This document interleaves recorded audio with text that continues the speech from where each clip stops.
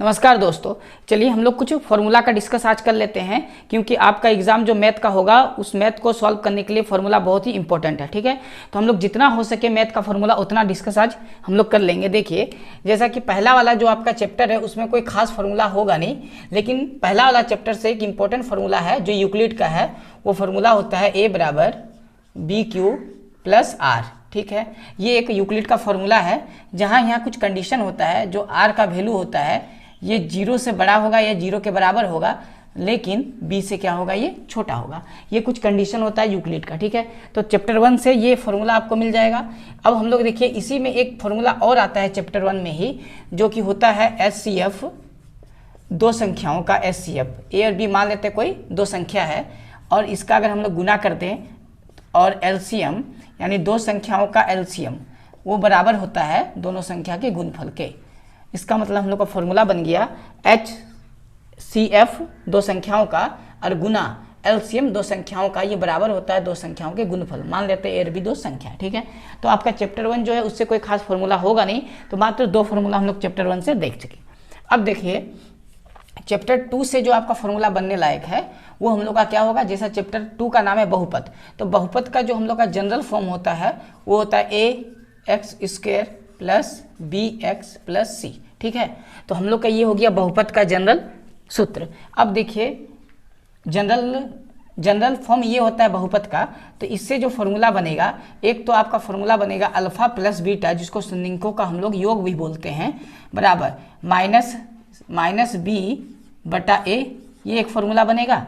इसके अलावा हम लोग शून्यंकों का गुणफल का भी फॉर्मूला जानते हैं, जिसको अल्फा इंटू बीटा के नाम से जाना जाता है, वो बनेगा सी बटा ए। ठीक है, तो ये तो हो गया जनरल फॉर्म आपका इसका बहुपद का। ये दो फॉर्मूला हो गया।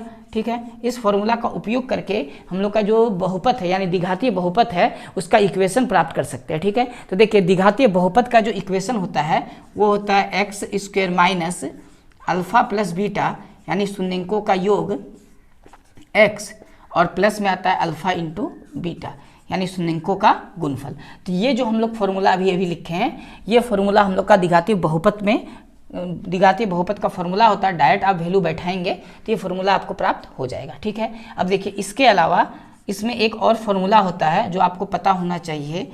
भाज्य चैप्टर 2 में होगा ये। ठीक है, भाज्य बराबर भाजक गुना भागफल और जोड़ में आ जाएगा शेषफल यानी प्लस शेषफल। ठीक है, ये एक फॉर्मूला होता है। हम लोग इसी को देखिए क्या करते हैं ना, इसी को हम लोग लिखते हैं क्या, जो आपका भाज्य है इस भाज्य को हम लोग px से रिप्रेजेंट करते हैं, यानी px बराबर आपका हो जाएगा भाजक को हम लोग बोलते हैं gx और भागफल को बोलते हैं qx प्लस शेषफल को बोलते हैं rx।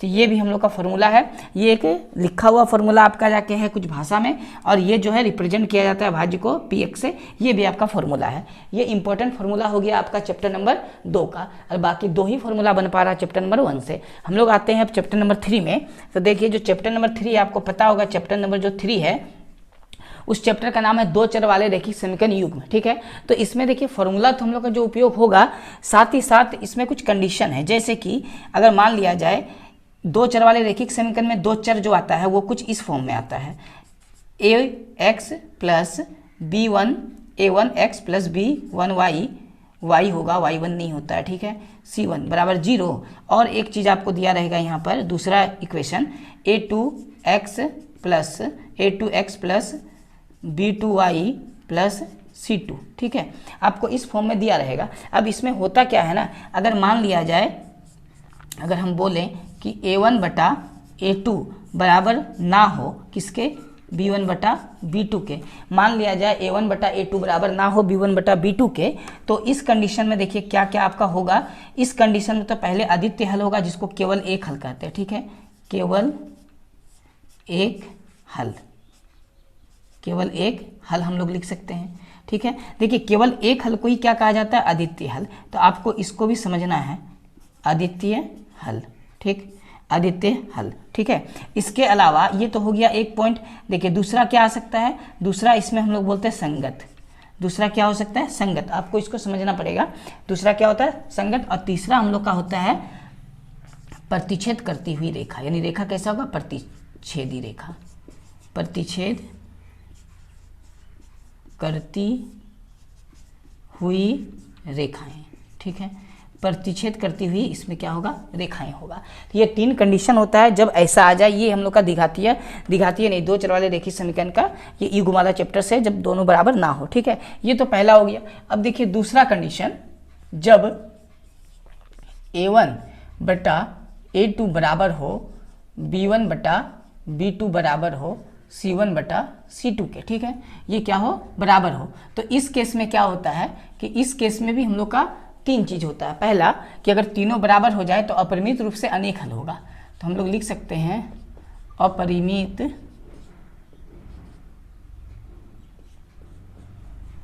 रूप से अनेक हल, अपरिमित रूप से क्या हो जाएगा, अनेक हल, ठीक है। और इसमें भी हम लोग का संगत होता है, क्या होता है, संगत। तीसरा कंडीशन इसका हो जाता है कि रेखा कैसी होगी, समपाती, तो समपाती रेखाएं, तो इसमें रेखाएं समपाती होंगी, ठीक है। अब देखिए एक और होता है, अगर मान लिया जाए a1 बटा a2 बराबर हो जाए b1 बटा b2 के, लेकिन c1 बटा c2 के बराबर ना हो, तब क्या होता है, तो इस केस में कोई हल नहीं होगा। आपको लिखना है कोई हल नहीं है, ठीक है, इसका कोई हल नहीं होगा। दूसरा, ये असंगत कहलाएगा, ये क्या कहलाएगा, असंगत, ठीक है। तीसरा, समांतर रेखा होगा, समांतर रेखाएं, रेखाएं कैसी हो जाएंगी, समांतर हो जाएंगे, ठीक है। तो ये एक तरह से हम लोग का फॉर्मूला का काम कर रहा। आप 3 कंडीशन को बहुत अच्छे तरीका से अभी देख लीजिए, ठीक है। इसके अलावा एक फॉर्मूला हम लोग का और बन जाएगा, वज्र गुणन विधि के नाम से उसे हम जानते हैं। तो देखिए इसको भी लिखते हैं वज्र गुणन विधि, वज्र गुणन विधि। तो इसमें देखिए होता क्या है वज्र गुणन विधि में, तो इसमें x का हम लोग का एक फॉर्मूला होता है और y का एक फॉर्मूला होता है। तो x का जो फॉर्मूला होता है वो लिखते हैं हम लोग b1 c2 minus b2 c1, और बटा में हो जाएगा a1 b2 minus a2 b1, और y का जो इसमें फॉर्मूला बनता है वज्र गुणन विधि में वो बनता है c1 a2 minus c2 a1, नीचे हो जाएगा बटा में a1 b2 minus a2 b1, ये 1 है, ठीक है। तो ये हम लोग का वज्र गुणन विधि का क्या हो गया, फॉर्मूला हो गया। तो जो आपका चैप्टर 3 है लगभग इतना फॉर्मूला ही काफ़ी है, ठीक है। हम लोग अब चैप्टर 4 का कुछ फॉर्मूला को देखेंगे। देखिए जो आपका चैप्टर 4 है, तो चैप्टर 4 आपको पता होगा, नाम है द्विघातीय समीकरण, ठीक है। तो द्विघातीय समीकरण का जो जनरल फॉर्म होता है वो होता है ax² plus bx plus c बराबर में क्या आ जाएगा, 0, ठीक है। अब इसके अलावा इसमें एक द्विघातीय सूत्र के नाम से हम लोग जानते हैं। तो द्विघातीय सूत्र क्या होता है, देखिए तो द्विघातीय सूत्र का आपको फॉर्मूला याद होना चाहिए। इसका फॉर्मूला होता है -b plus minus root under b² minus 4ac, ये द्विघातीय सूत्र का फॉर्मूला है, ठीक है। ये द्विघातीय सूत्र का फॉर्मूला है। अब इसमें जो होता है, इसमें d का वैल्यू भी कुछ होता है। तो d बराबर फॉर्मूला क्या होता है, तो देखिए d बराबर फॉर्मूला होता है b² माइनस 4ac। d बराबर फॉर्मूला क्या होता है, b² माइनस 4ac, ये d बराबर आपका क्या आ जाएगा, फॉर्मूला, ठीक है।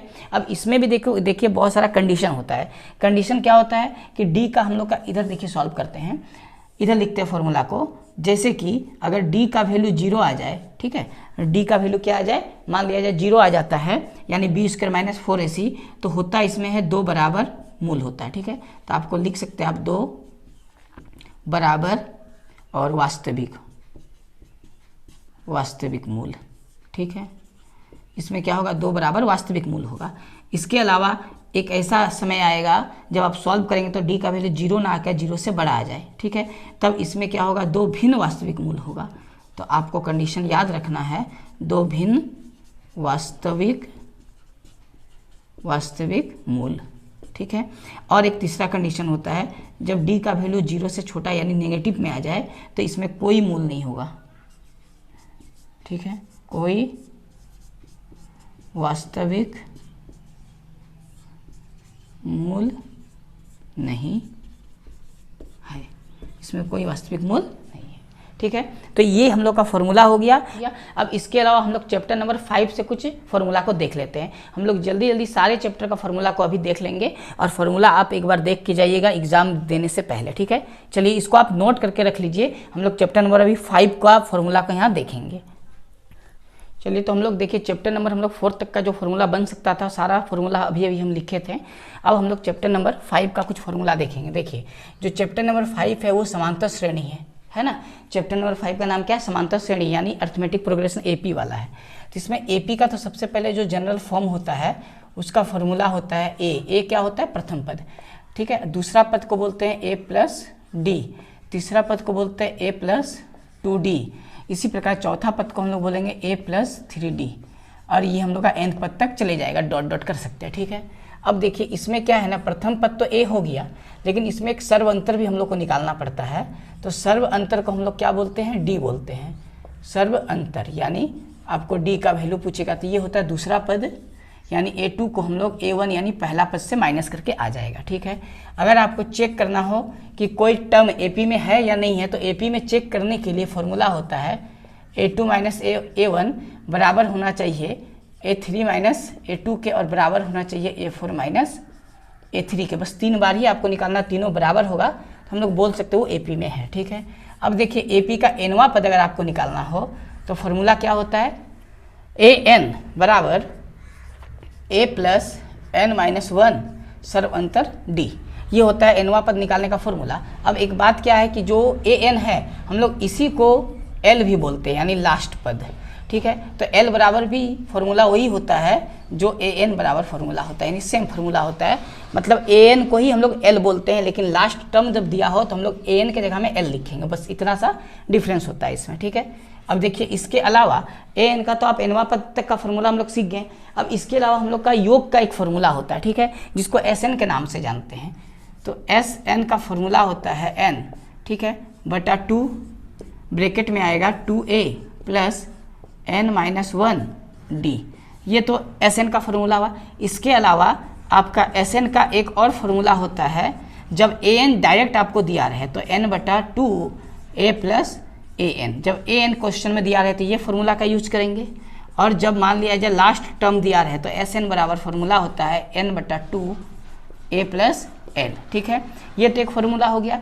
और ये Sn वाला हम लोग का 3 फॉर्मूला जो है, ये तीनों फॉर्मूला इंपॉर्टेंट है। जब an दिया रहे तो इस फॉर्मूला का यूज करने का जरूरत नहीं है, हम लोग डायरेक्ट इसका यूज करके बना लेंगे, ठीक है। तो हम लोग का ये चैप्टर नंबर जो आपका 5 था, यानी अर्थमेटिक प्रोग्रेशन AP वाला, समांतर श्रेणी वाला, तो उससे जितना हम लोग का फॉर्मूला बन सकता था ये इतना फॉर्मूला आपको कर लेना, ठीक है। चलिए अब हम लोग फॉर्मूला देखेंगे चैप्टर नंबर 6 का, जो आपका ट्राइंगल है। तो चैप्टर नंबर जो 6 है आपका जो ट्राइंगल है उससे कोई खास फॉर्मूला बनता नहीं है, फिर भी एक फॉर्मूला हम लोग को याद होना चाहिए, पाइथागोरस वाला, ठीक है। तो पाइथागोरस वाला फॉर्मूला क्या होता था आपको पता होना चाहिए कि हम लोग के पास एक मान लिया जाए इस तरह का समकोण त्रिभुज है, ठीक, ABC, और ये मान लिया जाए 90 डिग्री है, समकोण है।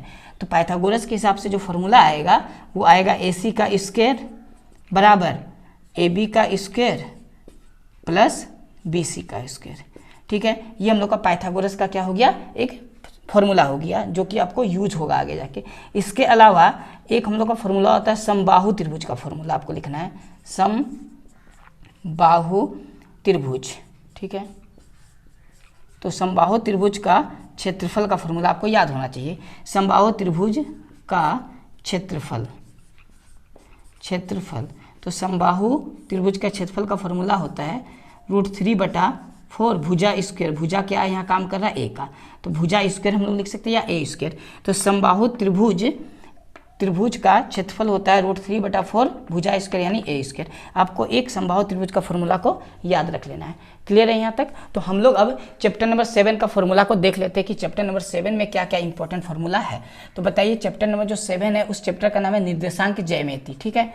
तो जो निर्देशांक ज्यामिति है उसमें हम लोग का सबसे पहले तो मूल बिंदु का फॉर्मूला जो होता है, मूल बिंदु के निर्देशांक के नाम से जानते हैं, उसका फॉर्मूला होता है x square plus y square. ये किसका फॉर्मूला होता है? मूल बिंदु के निर्देशांक का फॉर्मूला होता है। आपको अच्छे से याद रखना है, मूल बिंदु के निर्देशांक का फॉर्मूला क्या होता है? √x square plus y square. अब देखिए हम लोग का दूरी सूत्र का फॉर्मूला क्या होता है? x2 माइनस x1 का whole square plus y2 minus y1 का होल स्क्वायर। ये किसका फॉर्मूला होता है? दूरी सूत्र का। ठीक है, हम लोग यहाँ लिख नहीं रहे हैं दूरी सूत्र बराबर ये वाला, हम बोल दे रहे हैं कि ये दूरी सूत्र का फॉर्मूला है, आपको अच्छे से याद रखना है। ठीक है, तो ये तो हो गया दूरी सूत्र का फॉर्मूला, ये हो गया मूल बिंदु का फॉर्मूला। ठीक है, इसके अलावा आपका एक और फॉर्मूला होता है मध्य बिंदु का निर्देशांक। ठीक है, किसका फॉर्मूला होता है? मध्य बिंदु के निर्देशांक का फॉर्मूला होता है। तो उसका फॉर्मूला होता है x1 प्लस x2 बटा 2 कोमा y1 प्लस y2 बटा 2। ये हम लोग का मध्य बिंदु के निर्देशांक का क्या होता है? फॉर्मूला होता है, आपको याद रखना है। मध्य बिंदु के निर्देशांक का फॉर्मूला होता है ये वाला। यहाँ तक समझ में आ गया? अब देखिए एक विभाजन सूत्र का फॉर्मूला होता है। तो विभाजन सूत्र का फॉर्मूला क्या होता है? तो वो फॉर्मूला होता है आपका जाके m1 क्या होता है? m1 x2 और प्लस में होता है m2 x1 बटा m1 प्लस m2 कोमा फिर होता है m1 y2 plus m2 y1 बटा में होता है m1 प्लस m2। ये किसका फॉर्मूला होता है? तो ये हम लोग का विभाजन सूत्र का फॉर्मूला होता है। जो विभाजन यानी एक रेखा जब किसी एक पॉइंट पे विभाजित करेगी कुछ अनुपात में, तो उसके लिए ये फॉर्मूला हम लोग का लिखा जाता है। तो जो चैप्टर नंबर आपका 7 है उसके लिए ये इंपॉर्टेंट फॉर्मूला है, आप इसे अच्छे से याद कर लीजिएगा। इसके अलावा त्रिभुज का एक क्षेत्रफल का फॉर्मूला देखिए होता है। तो त्रिभुज का क्षेत्रफल का फॉर्मूला क्या होता है? तो हम लोग जानते हैं कि त्रिभुज के क्षेत्रफल का फॉर्मूला आपको पता होगा 1/2 होता है आधार गुना शीर्षलंब। शीर्षलंब को हम लोग ऊंचाई के नाम से भी जानते हैं। ठीक है, शीर्षलंब। ठीक है, तो ये तो हम लोग का एक जनरल फॉर्मूला होता है, लेकिन इसके अलावा आपको जो फॉर्मूला याद रखना है वो ये वाला फॉर्मूला याद रखना है 1/2। ठीक है, x1 ब्रैकेट के अंदर आपको लिखना है y2 माइनस y3। ये फॉर्मूला से आपका मैथ सॉल्व हो जाएगा, यानी एरिया ऑफ ट्राइंगल का, क्षेत्रफल का। ठीक है, प्लस x2 ब्रैकेट के अंदर हो जाएगा y3 माइनस y1, उसके बाद आएगा प्लस x3 ब्रैकेट के अंदर आ जाएगा y1 माइनस y2। ठीक है, ये हम लोग का त्रिभुज का क्षेत्रफल का फॉर्मूला होता है। ठीक है, ये वाला भी वो ऊपर में जो लिखे वो तो होता ही है, ये भी हम लोग त्रिभुज का क्षेत्रफल का फॉर्मूला होता है। ठीक है, आपको ये फॉर्मूला याद रखना है। तो जो आपका चैप्टर नंबर 7 है उसमें कंप्लीट इतना फॉर्मूला आपको याद रखना है, क्योंकि इतना फॉर्मूला से आपका सारा सवाल सॉल्व हो जाएगा। क्लियर है यहाँ तक? चलिए तो हम लोग अब क्वेश्चन देखते हैं चैप्टर नंबर 8 में जो फॉर्मूला होगा। तो देखिए जो चैप्टर नंबर 8 है वो त्रिकोणमिति है, उसमें फॉर्मूला बहुत सारा है। ठीक है, तो सबसे पहले हम लोग कुछ फॉर्मूला देखेंगे जिसमें से आपको फॉर्मूला याद होगा कि ये एक ट्राइंगल अगर हम लोग बनाते हैं उसमें, ठीक है, किसमें? चैप्टर नंबर 8 में। मान लेते ये ए है, ये बी है, ये सी है और ये थीटा है। ठीक है, तो थीटा का सामने वाला जो होगा ये 90 डिग्री होगा, उसको हम लोग पी से रिप्रेजेंट करते हैं, इसी को हिंदी में लंब बोला जाता है। और जो ये नीचे वाला बी सी है इसको कर्ण बोलते हैं, जिसको बी से रिप्रेजेंट करते, कर्ण नहीं, ये बी सी जो है इसको आधार बोलते हैं और इसको बी से रिप्रेजेंट करते हैं, और ए सी को हम लोग कर्ण बोलते हैं, इसको एच मान लेते हैं। ठीक है, तो हम लोग का जो फॉर्मूला बनेगा वो तो सबसे पहले एच स्क्वायर बराबर P square plus B square का फॉर्मूला बनेगा। अब इसी में अगर आपको पी स्क्वायर का मान निकालना हो तो बी स्क्वायर इधर लिख दीजिएगा, माइनस में आ जाएगा, बाकी फॉर्मूला बनते जाएगा। ठीक है, अब इसके अलावा साइन कोस टेन का इसमें बहुत सारा फॉर्मूला बनता है, तो आपको पता होना चाहिए कि जो साइन यहाँ एंगल का काम थीटा कर रहा है। ठीक है, तो साइन थीटा बराबर फॉर्मूला होता है पी बटा एच। क्या होता है? पी बटा एच। ठीक है, कोमा कोस थीटा बराबर फॉर्मूला होता है बी बटा एच। इसके अलावा हम लोग फॉर्मूला और भी यहाँ लिखते हैं टेन थीटा। ठीक है, तो टेन थीटा बड़ा फॉर्मूला क्या होता है? पी बटा बी, कोमा उसके बाद कोट लिख देते हैं। ठीक है, COT कोट, तो ये कोट लिखा हुआ है। कोट थीटा बड़ा फॉर्मूला होता है बी बटा पी। ठीक है, बी बटा पी। अब इसके बाद जो फॉर्मूला बचता है उसको हम लोग लिखते हैं, चलिए इसके बाद सेक का फॉर्मूला लिखते हैं। देखिए सेक थीटा बड़ा जो फॉर्मूला होता है वो एच बटा बी। इसके बाद कोसेक बच गया, तो कोसेक थीटा का जो फॉर्मूला होता है वो साइन का उल्टा यानी एच बटा पी। तो ये तो हम लोग का हो गया बटा वाला फॉर्मूला, जो आप बटा में या रेशियो में लिख सकते हैं।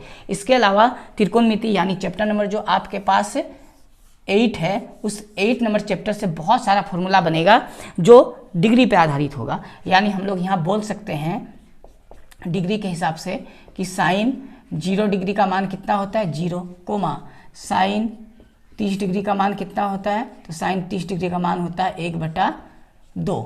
इसी तरह साइन 45 डिग्री का मान कितना होता है? तो साइन 45 डिग्री का मान हम लोग लिख सकते हैं 1/√2। इसी प्रकार अगर बोला जाए आपसे और भी तो आप लिख सकते हैं साइन 60 डिग्री का मान, तो साइन 60 डिग्री का मान कितना होता है, √3/2 कोमा। इसी तरह आप कोस का अगर मान पूछे कि कोस 0 डिग्री का मान कितना होगा, तो कोस 0 डिग्री का मान क्या होता है, 90 कहाँ चली गया, साइन 90 डिग्री का मान कितना होता है 1, ठीक है। अब हम लोग कोस का मान अगर लिखें तो कोस 0 डिग्री का मान होता है 1, इसी प्रकार कोस 30 डिग्री का मान होता है √3/2 और कोस 45 डिग्री का मान होता है 1/√2। ये सारा मान आपको याद होना चाहिए। इसके अलावा हम लोग का बचा कोस 60 डिग्री, तो कोस 60 डिग्री का मान होता है 1/2 और कोस 90 डिग्री का मान होता है 0। कितना होता है 0। अब देखिए करना क्या है, आपका tan का एक बार मान लिखना है, बाकी सबका मान उल्टा हो जाएगा। यानी अगर tan 0 डिग्री का हम बात करें तो वो मान tan 0 डिग्री का मान कितना होता है 0, tan 0 डिग्री का मान कितना होता है 0 होता है, आपको अच्छे से याद रखना है, ठीक है। इसके अलावा tan 30 डिग्री का मान कितना होता है, तो tan 30 डिग्री का मान होता है 1/√3, ठीक है। tan 45 का अगर आपसे मान पूछे तो tan 45 डिग्री का मान होता है 1। क्लियर है यहाँ तक। इसके बाद tan अगर 60 डिग्री का मान पूछा जाए तो हो जाएगा √3 और tan 90 डिग्री का मान अगर पूछा जाए तो वो हो जाएगा अपरिभाषित यानी इन्फिनिटी, ठीक है। बाकी जो आपके पास बचा हुआ है कोट, सेक और कोसेक, वो सारा मान साइन का उल्टा आप कर दीजिएगा तो सारा सेक का मान सारा कोसेक का मान निकल जाएगा। कोस का उल्टा होता है सेक और tan का उल्टा होता है कोट, तो आप उल्टा करिएगा तो सारा मान आपका आ जाएगा। जैसे कि समझने के लिए हम समझा देते हैं यहाँ पर एक बार। अगर देखिए कोस 30 डिग्री है, अगर आपको सेक 30 डिग्री का मान पूछे तो आप इसको उल्टा कर दीजिएगा 2/√3, बस इतना ही करना है, ठीक है। अब देखिए इसके अलावा और भी कुछ फॉर्मूला इसमें है, जैसे कि अगर आपसे पूछा जाए कि साइन 90 डिग्री माइनस थीटा क्या होता है, तो आपको पता होना चाहिए ये होता है कोस थीटा। इसी प्रकार अगर कोस 90 डिग्री माइनस थीटा अगर पूछा जाए तो क्या होता है साइन थीटा, ठीक है। बाकी सबको हम लोग चेंज कर सकते हैं, जैसे tan, तो tan 90 डिग्री माइनस थीटा क्या हो जाएगा, तो ये हो जाएगा कोट थीटा। इसी प्रकार अगर कोट का आपसे पूछा जाए कि कोट 90 डिग्री माइनस थीटा क्या हो जाए, तो आपको बोलना है tan थीटा। क्लियर है यहाँ तक। इसके बाद बचा क्या, चलिए सेक पे चलते हैं। अगर सेक 90 डिग्री माइनस थीटा आपसे पूछा जाए तो आपको क्या बोलना है कोसेक थीटा, क्या बोलना है कोसेक थीटा, ठीक है। और अगर मान लिया जाए आपसे कोसेक 90 डिग्री माइनस थीटा पूछा जाए तो आपको बताना है सेक थीटा, ठीक है, सेक थीटा। तो इस तरह हम लोग का कुछ इंपॉर्टेंट फार्मूला है त्रिकोणमिति का। अब फार्मूला आपको याद करके जाना है, क्योंकि फार्मूला अगर याद नहीं होगा तो आप सवाल बना नहीं पाइएगा, ठीक है। देखिए इसके अलावा त्रिकोणमिति का हम लोग का और भी बहुत सारा फार्मूला होता है, तो इसके अलावा त्रिकोणमिति का और भी इंपॉर्टेंट फार्मूला है। देखिए यहाँ पर हम लोग लिखने का कोशिश करते हैं त्रिकोणमिति का इंपॉर्टेंट फार्मूला को। जैसे कि आपको पता होगा कि sine square theta plus cos square theta का मान क्या होता है 1 होता है। उसी प्रकार अगर ये दोनों मिलके क्या बनाता है 1 बनाता है, ठीक है। तो उसी प्रकार सेक स्क्वायर थीटा बराबर होता है 1 + tan स्क्वायर थीटा, और एक फॉर्मूला होता है कोसेक वाला, यानी कोसेक स्क्वायर थीटा बराबर होता है 1 + कोट थीटा, यानी कोट स्क्वायर थीटा, ठीक है। ये 3 फार्मूला भी आपको अलग से याद कर लेना है। तो त्रिकोणमिति के लिए अगर आप इतना फार्मूला याद कर लें तो आपका त्रिकोणमिति का एक भी क्वेश्चन नहीं छूटेगा, ठीक है। चलिए बोर्ड तो पूरा भर चुका है। इसके बाद हम लोग देखते हैं आपका जितना चैप्टर बचा हुआ उसका क्या इंपॉर्टेंट फार्मूला हो पाता है, ठीक है। आप इसे नोट कर लीजिए, एक बार फाइनली आप रिवाइज करके जाइएगा फार्मूला को। चैप्टर 8 तक हम लोग फार्मूला का डिस्कस किए थे। देखिए इसके बाद जो आपका चैप्टर 9 है त्रिकोणमिति के अनुप्रयोग, उसमें कोई खास फार्मूला बनता नहीं है, ठीक है। और चैप्टर 10 से भी कोई खास फार्मूला नहीं बनता है। 11 तो रचना है, तो रचना से भी कोई खास फार्मूला बनेगा नहीं। हम लोग चैप्टर नंबर जो आपका 12 है उससे फार्मूला कुछ बनेगा, तो उसका फार्मूला को हम लोग यहाँ देखिए लिखते हैं। तो सबसे पहले तो जो चैप्टर नंबर आपका 10 था वृत्त वाला, उसी फार्मूला को चैप्टर 12 में आप यूज करते हैं।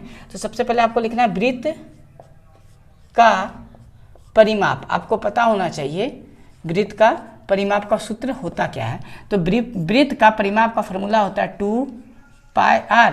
अगर आपसे अर्धवृत्त का परिमाप पूछे तो लिखना है अर्धवृत्त का परिमाप, ठीक है। तो अर्धवृत्त का परिमाप हो जाएगा πr, क्योंकि ये 2 से क्या हो जाएगा आधा हो जाएगा, ठीक है। अर्धवृत्त का परिमाप, ठीक है, ये πr आधा हो गया, और प्लस में इसके साथ आ जाएगा 2r, इसके साथ भी क्या आ जाएगा 2r। तो ये अर्धवृत्त का क्या होता है परिमाप, आपको ये इंपॉर्टेंट है, याद रखना है। सबसे पहले तो देखिए वृत्त का जो परिमाप उसका आधा होगा, लेकिन जो व्यास है वो 2r हम लोग को लिखना पड़ेगा। इसके बाद आता है वृत्त का क्षेत्रफल, तो आपको लिखना है वृत्त का क्षेत्रफल। तो वृत्त का क्षेत्रफल का देखिए फॉर्मूला होता है पाई आर स्क्वायर। इसके अलावा अर्धवृत्त का क्षेत्रफल जो होता है वो क्या होता है उसको भी आपको लिखना है, अर्धवृत्त का क्षेत्रफल, ठीक है। तो अर्धवृत्त का क्षेत्रफल क्या हो जाएगा, तो इसको आधा कर देना है, यानी पाई आर स्क्वायर बटा में 2, ये अर्धवृत्त का क्या हो जाएगा क्षेत्रफल हो जाएगा। देखिए इसके बाद हम लोग लिखते हैं त्रिज्याखंड के लिए, ठीक है। तो आपको लिखना है त्रिज्याखंड का परिमाप, ठीक है। त्रिज्याखंड का परिमाप या चाप की लंबाई एक ही बात है, ठीक है। आपको त्रिज्याखंड का परिमाप पूछे या चाप की लंबाई पूछे, चाप की लंबाई दोनों एक ही बात है। त्रिज्याखंड का परिमाप या चाप की लंबाई बोले तो फॉर्मूला होता है थीटा बटा 360 2 पाई आर, ठीक है। इसके अलावा त्रिज्याखंड का अगर आपसे क्षेत्रफल पूछे, त्रिज्याखंड का क्षेत्रफल, तो ये फॉर्मूला भी आपको याद रखना है।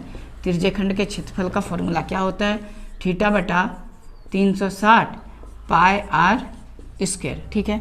वृत्तखंड का क्षेत्रफल का अगर फॉर्मूला आपको जानना हो तो क्या होता है, वृत्तखंड का क्षेत्रफल। तो आपको करना क्या है, त्रिज्याखंड के क्षेत्रफल से त्रिज्याखंड का क्षेत्रफल को घटा देना है त्रिभुज के क्षेत्रफल से, त्रिभुज का क्षेत्रफल से। यानी वृत्तखंड के क्षेत्रफल का फॉर्मूला होता है त्रिज्याखंड का क्षेत्रफल घटाओ त्रिभुज का क्षेत्रफल, ठीक है। तो आपका जो चैप्टर नंबर 12 है उससे लगभग इतना ही फॉर्मूला आपका इंपॉर्टेंट है, ठीक है, और इतना ही फॉर्मूला आपसे पूछा जाता है। चलिए तो अब हम लोग देखते हैं चैप्टर नंबर जो आपका 13 है उससे। तो चैप्टर नंबर 13 में ऐसे बहुत सारा फॉर्मूला है, ठीक है। तो हम लोग लिखते हैं, देखिए सबसे पहले क्या होएगा, बेलन, बेलन का वक्र पृष्ठीय क्षेत्रफल या केवल पृष्ठीय क्षेत्रफल लिखा भी मिल सकता है, बेलन का वक्र पृष्ठीय क्षेत्रफल। आपको बेलन का वक्र पृष्ठीय क्षेत्रफल लिखा रहे या केवल बेलन का पृष्ठीय क्षेत्रफल लिखा रहे, उसका फॉर्मूला होता है 2 पाई आर एच। क्या होता है, 2 पाई आर एच, ठीक है। ये बेलन का हो गया। इसके अलावा आपका बेलन का संपूर्ण या कुल, ठीक है, संपूर्ण लिखा हुआ मिले या कुल लिखा हुआ मिले, बेलन का संपूर्ण वक्र पृष्ठीय मिले या केवल पृष्ठीय मिले, एक ही बात है। संपूर्ण पृष्ठीय क्षेत्रफल या वक्र पृष्ठीय क्षेत्रफल बोल सकते हैं, ठीक है। बेलन का संपूर्ण वक्र पृष्ठीय क्षेत्रफल बोल सकते हैं या बेलन का संपूर्ण पृष्ठीय क्षेत्रफल बोल सकते हैं। इसका फॉर्मूला होता है 2 पाई आर एच, अब प्लस में आपका क्या आ जाएगा 2 पाई आर का स्क्वायर, 2 पाई आर का स्क्वायर। ये हो गया संपूर्ण पृष्ठीय क्षेत्रफल बेलन का, ठीक है।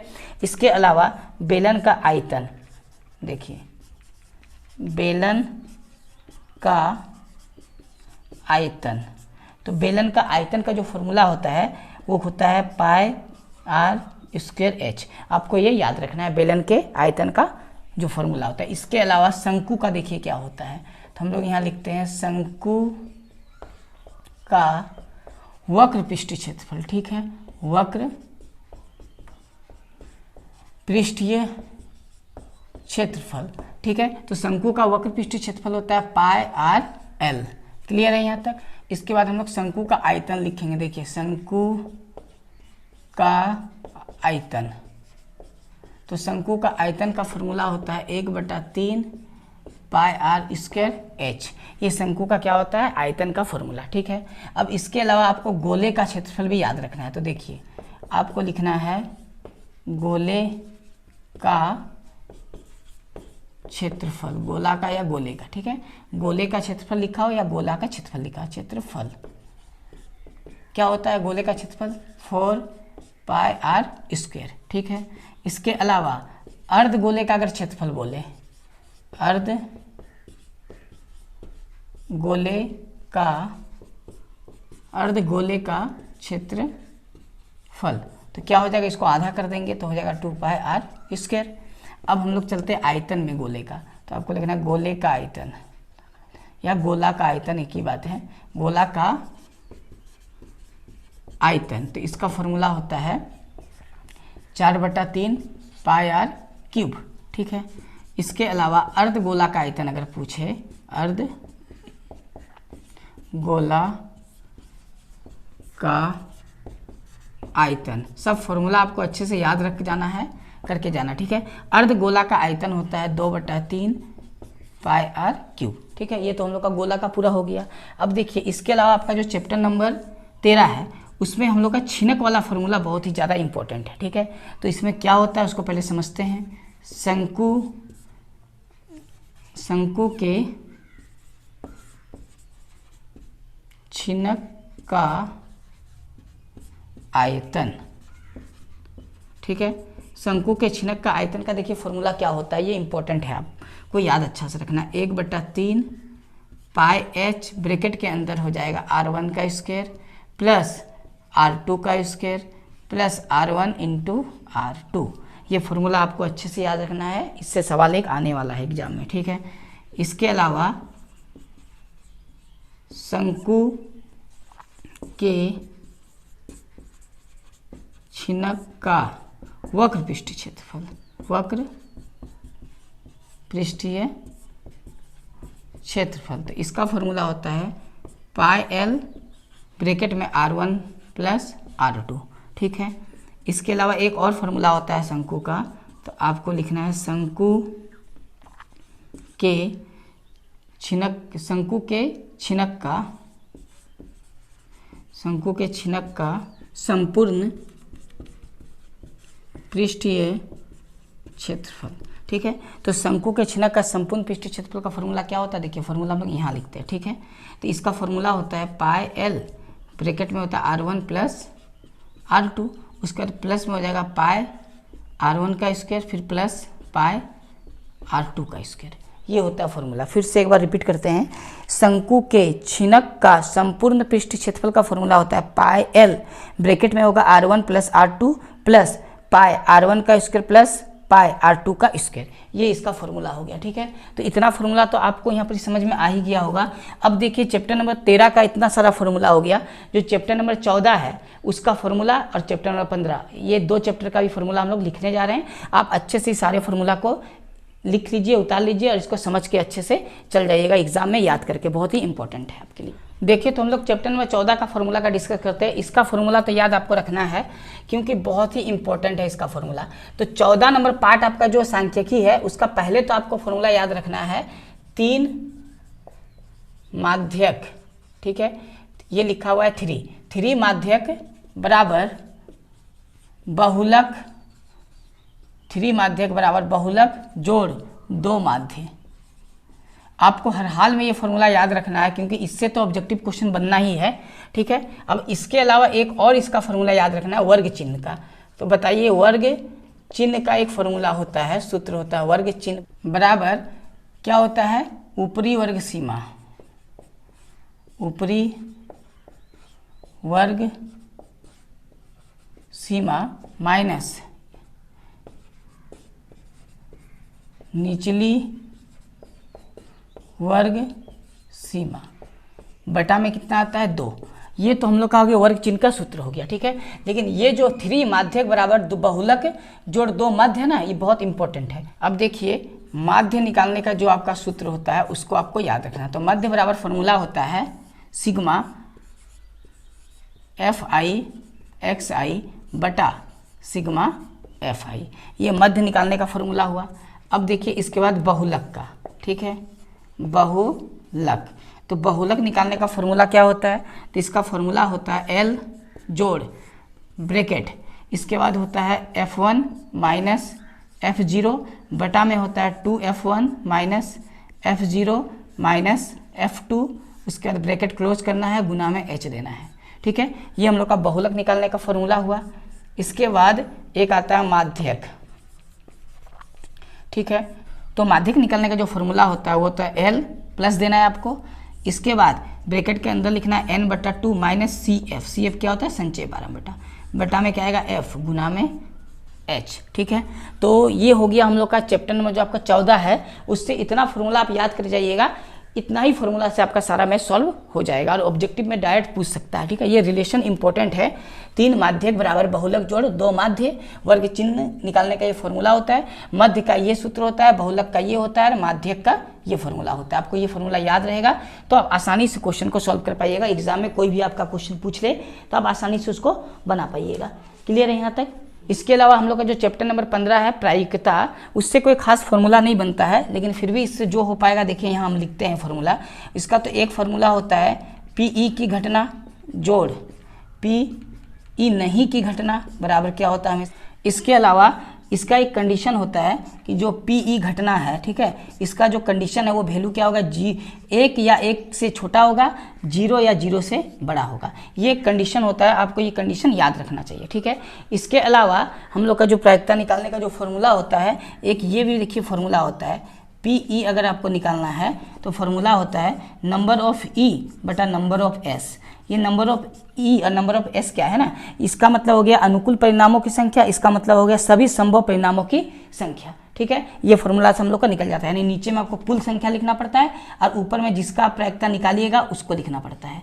ठीक है, तो जो प्रायिकता है, प्रायिकता में कोई खास फॉर्मूला बनता नहीं है। ठीक है, तो हम लोग का पूरा फॉर्मूला जितना था, पूरा आपका जो बुक है, पूरा बुक में जितना फॉर्मूला यूज होने लायक है, सारा फॉर्मूला का हम लोग डिस्कस कर चुके हैं। आप एक बार फॉर्मूला का जरूर से जरूर देख लीजिएगा, रिवाइज करके जाइएगा, क्योंकि एग्जाम में आप जब मैथ सॉल्व करिएगा तो आपको फॉर्मूला का उपयोग करना पड़ेगा। ठीक है, चलिए तो अब अच्छे से आप एग्जाम दीजिएगा। हम लोग मिलते हैं नेक्स्ट वीडियो में। जय हिंद।